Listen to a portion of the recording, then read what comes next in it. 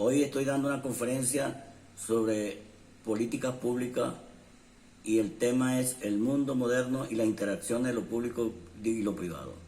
Yo soy Carlos José Rodríguez Landaeta, médico cirujano, especialista en medicina general integral y profesor de la Universidad de Ciencias de la Salud Hugo Chávez Frías, así Flor Amarillo, Valencia. De acuerdo con las condiciones de la vida moderna, es lógico pensar que siempre hemos vivido entre un ámbito privado y un ámbito público. Por esa razón, estos dos espacios no se pueden valorar como antagónicos o radicalmente opuestos, sino complementarios. Cada uno de nosotros nace y vive con su madre, padre y demás personas de la vida íntima y privada de la familia, pero igualmente crece y se desarrolla en contacto o relación social y pública con las demás personas de la misma sociedad. Esta condición originaria y elemental de lo privado fue la que prevaleció en los primeros tiempos del proceso civilizatorio de la especie humana, que luego se complementa con la segunda, que corresponde a la vida pública, social, que nos relaciona con nuestros iguales. Y finalmente, la familia y la sociedad están cohesionadas bajo la supremacía del poder político representado en el Estado. Y toda estructura relacional de lo económico, lo religioso, cultural, científico y tecnológico del mundo de hoy. De manera que el tema de la relación dual entre lo público y lo privado abarca una relación dialéctica superior y triangular entre la familia, la sociedad y el Estado. Siguiendo el planteamiento de Hegel sobre este tema,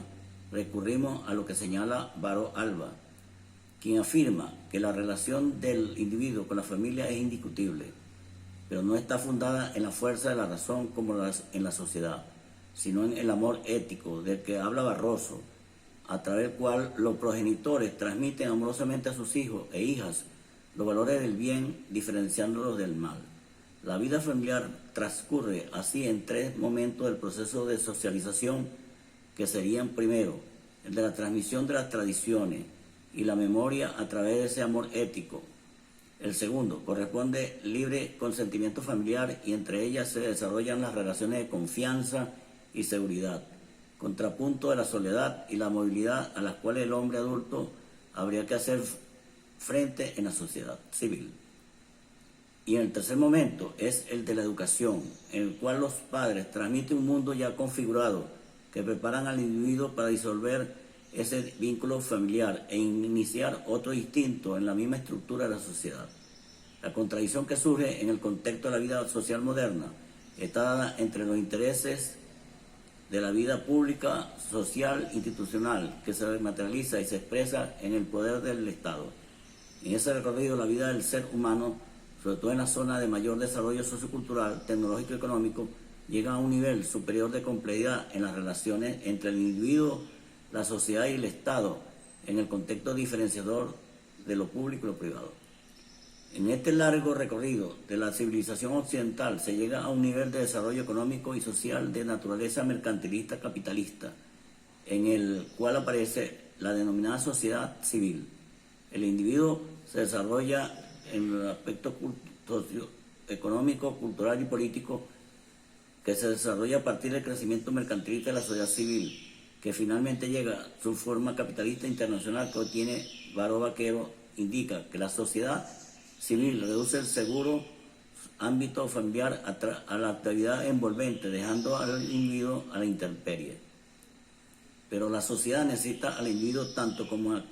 aquella, por lo que va a tener que asumir el papel de familia universal, garantizarle unos derechos que le permiten mantener su independencia y que le exigirán a su vez unos deberes para con ella. A partir de esa nueva realidad, la relación individuo-sociedad-Estado se modifica y fortalece el desarrollo económico capitalista, en el cual el individuo es sometido a una dualidad conflictiva de su naturaleza identitaria original. Por un lado, se reafirma el ego cartesiano generador del individuo, egoísta, burgués, útil a la productividad del capitalismo en ascenso. Pero por el otro, la condición humana múltiple, dinámica y compleja se reduce al trabajo asalariado que impone el capital, desconociendo los derechos, la moral, la ética, la dignidad, al reducirse a dos funciones básicas: producir y consumir, tal como se observa hoy en la fase de desarrollo capitalista imperialista global, neoliberal y hegemónico. En relación a la función específica y principal del Estado, Baró Vaquero nos muestra que la toma de decisiones del Estado para hacer voluntad racional, entiende Hegel, solo puede pertenecer a una instancia única, en tanto que la voluntad humana autoconsciente y libre, si se depositara en la voluntad del pueblo, la vida política quedaría sostenida sobre la base de la abstracta individualidad y la entrega a lo accidental de la opinión y el libre arbitrio.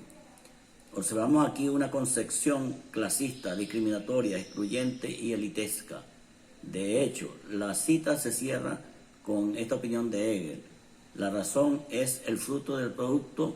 conocimiento e intelección, que justamente no es cosa del pueblo. Pero siguiendo las opiniones de Hegel, en este ensayo el autor concluye en que son precisamente las contradicciones y desigualdades entre las clases y el obstáculo fundamental para que se realice la dialéctica entre lo público y lo privado. A partir de esta ubicación geohistórica de tema fundamental que ha regido y determinado el curso de la actual civilización capitalista, como es la relación dialéctica entre lo público y lo privado, la historia universal ha experimentado momentos de esplendor para unos y de horror para otros. El progreso y la acumulación de riqueza ha sido solo para el capital privado, mientras el atraso y la pobreza para los pueblos subordinados al poder público. El sector privado se ha consolidado en la hegemonía del poder económico. El sector público ha estado atrapado en la dependencia, el burocratismo, la ineficacia, la corrupción y demás males.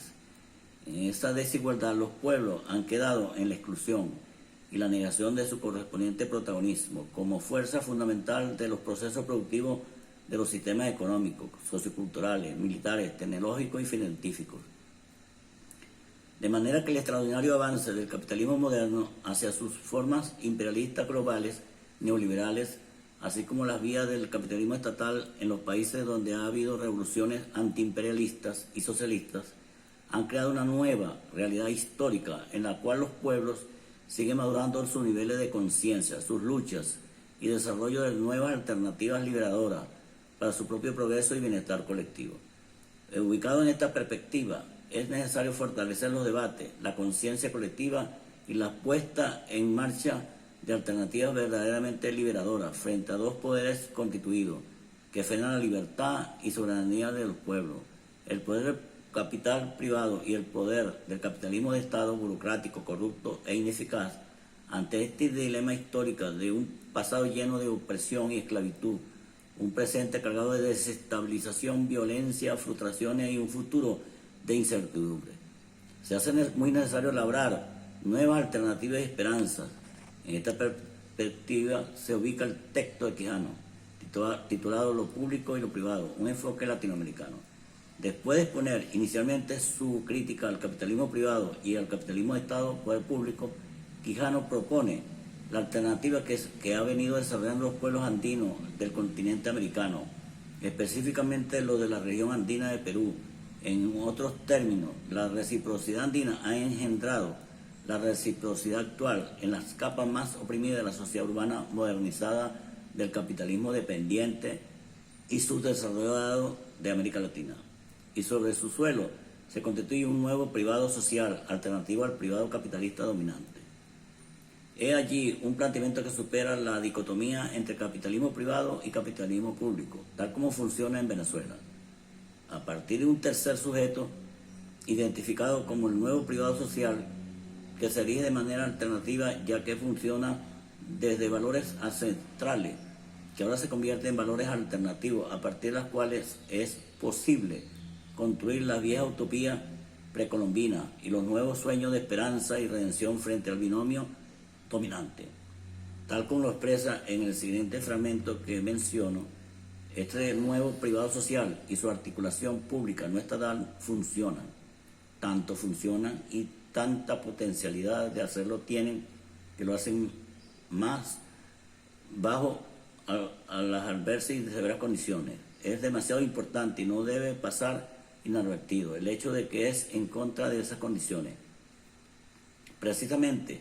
que las organizaciones del privado social y del público no estatal permiten satisfacer las necesidades de la sobrevivencia. Está claro que